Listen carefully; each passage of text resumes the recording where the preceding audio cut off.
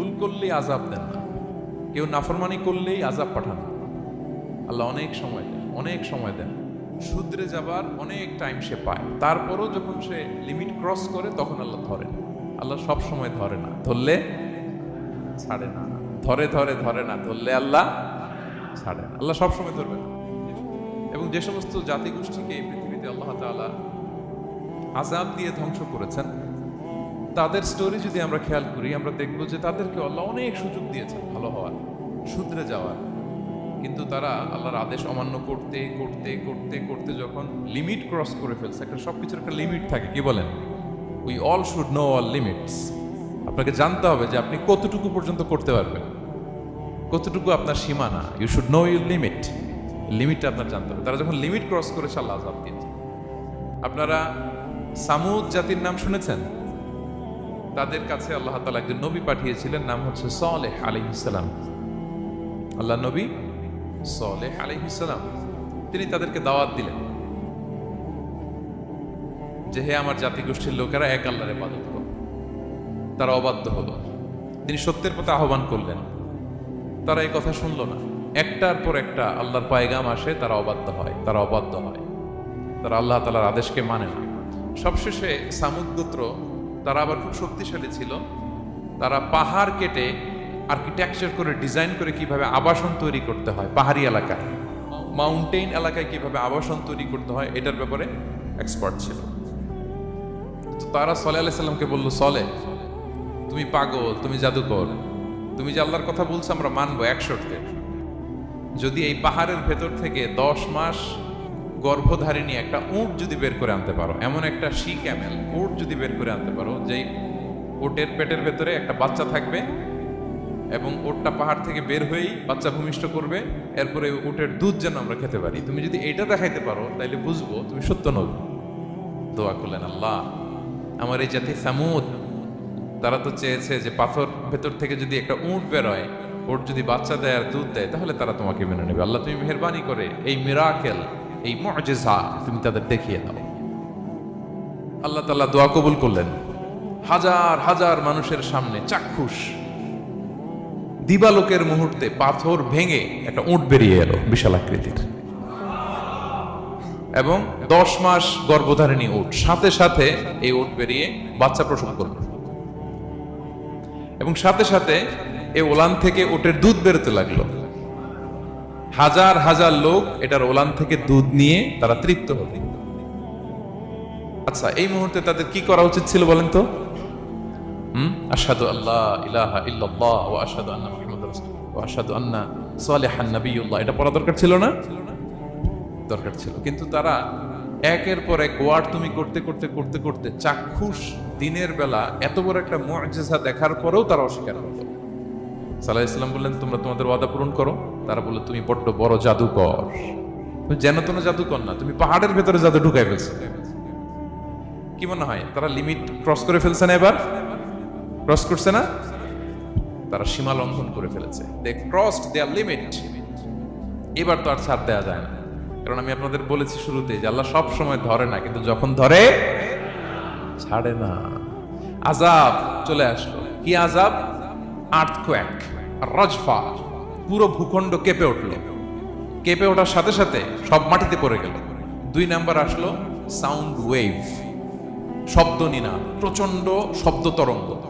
জিবরাইল আলাইহিস সালাম ওই এলাকার উপরে এসে এমন জোরে এক চিৎকার মারলেন, ওই চিৎকারে সামুদ গোত্রের প্রতিটি লোক কানের পর্দা ফেটে মুহূর্তের মধ্যে লাশ হয়ে জমিনে পড়ে রইল। Because they cross their limit. তারা তাদের লিমিট ক্রস করেছে। আর যারা লিমিট ক্রস করে, যারা সীমা লঙ্ঘন করে, তাদেরকে আল্লাহ তাআলা পছন্দ করেন না। আপনারা লূত আলাইহিস সালামের নাম শুনেছেন? উনি আল্লাহর একজন নবী ছিলেন। ওনাকে আল্লাহ তাআলা জর্ডান, বর্তমানে যে জর্ডান দেশ আছে সেখানে পাঠিয়েছিলেন। একটা কমিউনিটি ছিল সাদুম কমিউনিটি। ওই সাদুম কমিউনিটিতে তিনি এসেছিলেন। তিনিও দাওয়াত দিলেন, ইয়া কওমি ইবুদুল্লাহ মা লাকুম মিন ইলাহিন গায়রুহু, হে আমার কওমের লোকেরা, আল্লাহর ইবাদত করো, আল্লাহকে মেনে নাও। ওরা অস্বীকৃতি জানালো। সত্যের পথে আহ্বান করলেন, অস্বীকৃতি জানালো। ওরা, ওদের পাশ দিয়ে ক্যারাভেন যেত, কাফেলার লোকেরা ডাকাতি করত। ডাকাতির শাস্তির ব্যাপারে তিনি ভয় দেখালেন। তারা নিবৃত হলো না। এমনকি তারা সমলিঙ্গের প্রতি যৌন আকর্ষণ বোধ করতো, নাউযুবিল্লাহ। হোমোসেক্সুয়ালিটি, এখন একটা গ্রুপ আছে দেখবেন যে রংধনু নিয়ে মিষ্টি মিষ্টি কথা শোনায় বিশ্বব্যাপী। তাদের সাইন হচ্ছে রংধনু, রেইনবো। তারা ছেলেতে ছেলেতে বিয়ে, মেয়েতে মেয়েতে বিয়ে, এটাকে প্রমোট করে, নাউযুবিল্লাহ মিন যালিক। আমাদের এই মুসলিম সমাজে যেন এই আবর্জনা প্রবেশ করতে না পারে, আমাদেরকে সচেতন থাকতে হবে, ঠিক কিনা? এই সাদুম কমিউনিটির একটা বদ অভ্যাস ছিল, তারা ছেলেতে ছেলেতে বিয়ে করত, পুরুষে পুরুষে। আল্লাহ নবী লূত আলাইহিস সালাম তাদেরকে বুঝালেন যে পৃথিবীতে কেউ এই পাপ কাজ করেনি। প্রাণীদের মধ্য থেকেও একটা পুরুষ প্রাণীর প্রতি আকৃষ্ট হয় না। তোমরা আশরাফুল মাখলুকাত হয়ে কিভাবে এই কাজ করো, তোমরা থামো। তিনি নানাভাবে হৃদয় নিংড়ানো ভাষা দিয়ে দাওয়াত দিলেন, কিন্তু তারা মানল না। তারা এই পাপ কাজ করতেই লাগলো। আল্লাহ তাআলা ফেরেশতা পাঠিয়েছিলেন ওনার কাছে পুরুষের আকৃতিতে। তারা এই আল্লাহর পাঠানো ফেরেশতাদের সাথে এই অপকর্ম করার প্ল্যান করেছিল। তারা মনে করেছিল সাধারণ মানুষ, আসলে এগুলো ছিল কি আল্লাহর ফেরেশতা। তো আল্লাহর ফেরেশতার সাথে যেহেতু এরকম পাপ কাজের চিন্তা করেছে, তার মানে দে ক্রস দ্য লিমিট। কি বলেন? সীমা লঙ্ঘন করে ফেলছে। আযাব, পানিশমেন্ট তাদের জন্য অবধারিত হয়েছে। আল্লাহ তাআলা শাস্তি দিলেন। কি শাস্তি দিলেন? সিম্পল। জিবরাইল আলাইহিস সালাম এসে পুরো শহরটাকে উল্টায় ফেলে দিলেন। আল জাযাউ মিন জিনসিল আমাল, যে যেরকম পাপ করে তার শাস্তি এরকম। ওরাও স্বাভাবিক মানুষের যে নেচার, এটার উল্টায় ফেলছে। কি বলেন? পুরুষ আকৃষ্ট হবে, সেক্সুয়াল অ্যাট্রাকশন ফিল করবে নারীর প্রতি, নারী পুরুষের প্রতি। এই যে নেচারকে উল্টাইছে না, আল্লাহকে তোদের শহরটারে উল্টাই দিলাম। জিবরাইল আলাইহিস সালাম এসে পুরো সাদুম শহরটাকে আকাশে উঠিয়ে একটা আছাড় মারলেন, আপসাইড ডাউন। উপরের অংশ চলে গেল নিচে, সব মাটির অতল গহ্বরে। ফাজআলনা আলিয়াহা সাফিলাহা ওয়া আমতারনা আলাইহিম মিন সিজারাতিন মিন সিজিলিম মানদুদ। আল্লাহ বললেন উপরের অংশ নিচে নিয়ে নিলাম, পুরো শহরটারে উল্টে দিলাম, আর পাথর বৃষ্টি বর্ষণ করলাম, সব শেষ। ওই জায়গাটা আজও আছে, ওইটা জর্ডান এবং ইসরায়েলের সীমান্তে। এটাকে এখন বলে মৃত সাগর, আল বাহরুল মাইয়িত আরবিতে, ইংরেজিতে বলে ডেড সি। কি সি? Dead sea. মৃত সাগর কেন? কারণ ওখানে কোনো প্রাণী জন্মায় না। ওই সাগরে কোনো মাছ নাই, কোনো ব্যাঙ নাই, এমনকি কোনো শ্যাওলাও নেই। গজবের জায়গা। লবণের density at least 10 times more than the natural sea. সাধারণ সাগরের পানিতেই তো কত লবণ, আমরা মুখে নিলে রাখতে পারি এত লবণ। ওইটার চেয়ে কমপক্ষে 10 গুণ বেশি লবণাক্ত। গজবের জায়গা, আযাবের জায়গা। এবং আযাব কেন এসেছে? দে ক্রস দেয়ার লিমিট, তারা সীমা লঙ্ঘন করেছে। আর ইন্নাল্লাহা লা ইউহিব্বুল মুআতাদিন, আল্লাহ তাআলা সীমা লঙ্ঘনকারীকে পছন্দ করেন না। আরেকজন নবীর কথা বলে এই পয়েন্টটা শেষ করি। মূসা আলাইহিস সালাম, ফেরাউনের হেদায়েতের জন্য আল্লাহ তাআলা মূসা আলাইহিস সালামকে পাঠিয়েছিলেন। তিনি নানাভাবে তার ভাইকে নিয়ে দাওয়াত দিতে লাগলেন, কিন্তু ফেরাউন এই কথা মানে না। ফেরাউন বলে তুমি যে নবী, প্রমাণ কি? মূসা আলাইহিস সালাম বলেন দেখো, এই যে আমার হাতে লাঠি। উনি এমন নবী ছিলেন, উনি লাঠি মাটিতে রেখে দিলে ওটা মুহূর্তে সাপ হয়ে যেত। তো মাটিতে তিনি লাঠি রাখলেন, এটা মুহূর্তে সাপ হয়ে গেল, যে এই যে আমি নবী। মানে না, বলেন আরো কিছু দেখা। তো মূসা আলাইহিস সালাম বগলের এখান থেকে হাত উঁচু করলে নূরের ঝলকানি হাতের মধ্যে দেখা যেত, মানে নূরের ঝলকানি দেখালেন, এরপরও মানে না। এরকম একটার পর একটা আল্লাহ নবী মূসা আলাইহিস সালাম মুআজিজা দেখাতে লাগলেন, কিন্তু ফেরাউন মানে না। শুধু মানে না এতটুকুই না, সবশেষে আল্লাহ নবী মূসা আলাইহিস সালামকে অ্যাসাসিনেশন, হত্যার পরিকল্পনা করলো তারা, যে বনি ইসরাইল, মূসা এবং মূসার অনুসারী যারা আছে দুনিয়া থেকে সরাই দিতে হবে। ধরো মূসারে, ধরো মূসার অনুসারীদের ধরো। ধাওয়া পাল্টা ধাওয়া শুরু হলো। আল্লাহ নবী মূসা আলাইহিস সালাম বনি ইসরাইলকে নিয়ে বাঁচার জন্য ছুটলেন। ছুটতে ছুটতে সামনে লোহিত সাগর। দেখেন, একে তো আল্লাহর বিধান মানে নাই, এরপরে একটার পর একটা মুআজিজা আসলো, সেটাও মানে নাই। এখন নবীরে হত্যার জন্য ছুটছে। কি মনে হয় সীমা লঙ্ঘন হয়েছে? একটু হয়েছে না অনেক?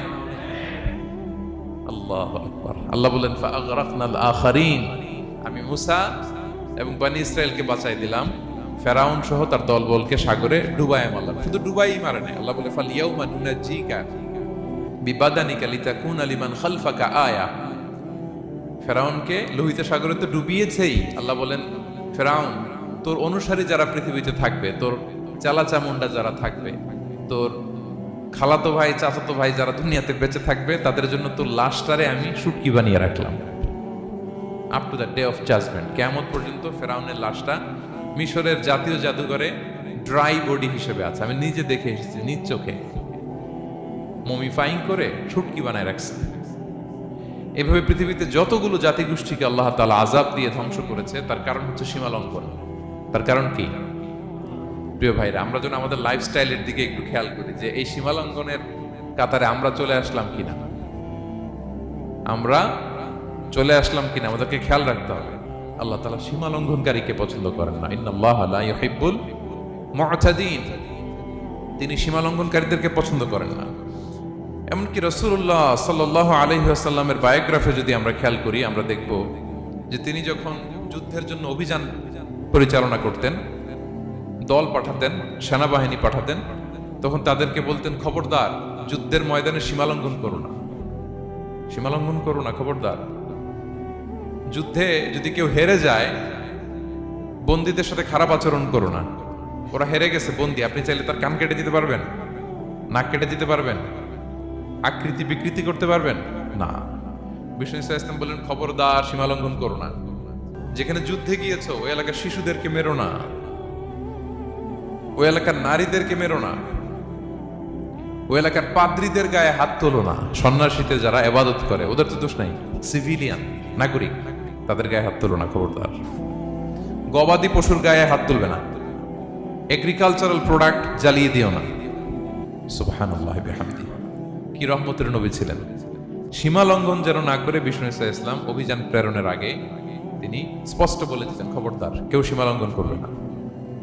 যারা তোমাদের বিরুদ্ধে অস্ত্র তুলেনি তাদের বিরুদ্ধে অস্ত্র তোলা যাবে না, কারণ ইন্নাল্লাহা লা ইউহিব্বুল মু'তাদিন, আল্লাহ তাআলা সীমা লঙ্ঘনকে পছন্দ করেন না।